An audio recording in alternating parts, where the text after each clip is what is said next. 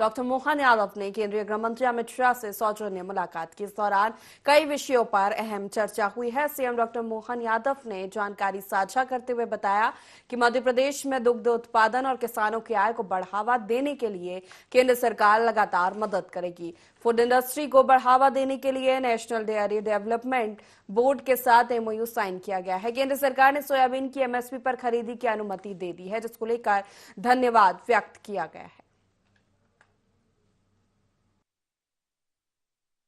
प्रसन्नता है कि मध्य प्रदेश सरकार यशस्वी प्रधानमंत्री श्रीमान नरेंद्र मोदी जी के नेतृत्व में कदम से कदम मिला करके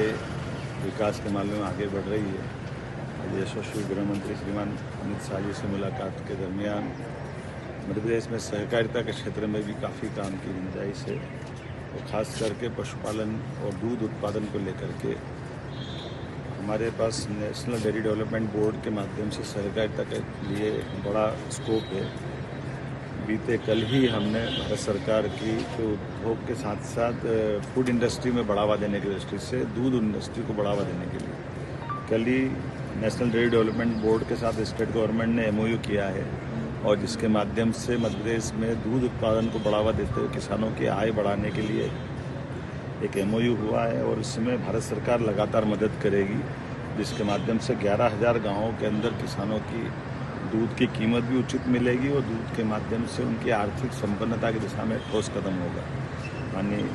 गृह मंत्री जी जो सहकारिता मंत्री भी है, उन्होंने कहा कि आगे चल करके पूरे प्रदेश के अंदर इसी प्रकार से काम करने की आवश्यकता है और अपने किए गए कामों से उनने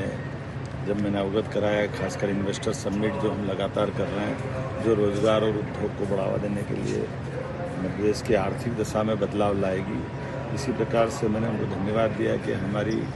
सोयाबीन की फसल के लिए जो सरकार का समर्थन मूल्य है उस पर किसानों को लाभ मिलेगा 4,892 रुपये में,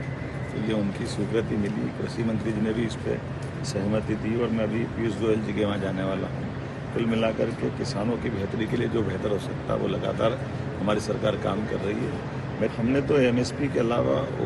और भी सारी चीज़ें स्टेट की तरफ से और भी लागू की है और कुल मिलाकर के कृषि आधारित इंडस्ट्रियाँ भी आ जाए ताकि रॉ मटेरियल के बाद उनको प्रोडक्ट में भी उनका भागीदार बनाए। इसलिए सहकारिता क्षेत्र को आगे बढ़ाने के लिए जैसे मैंने अभी बात कही है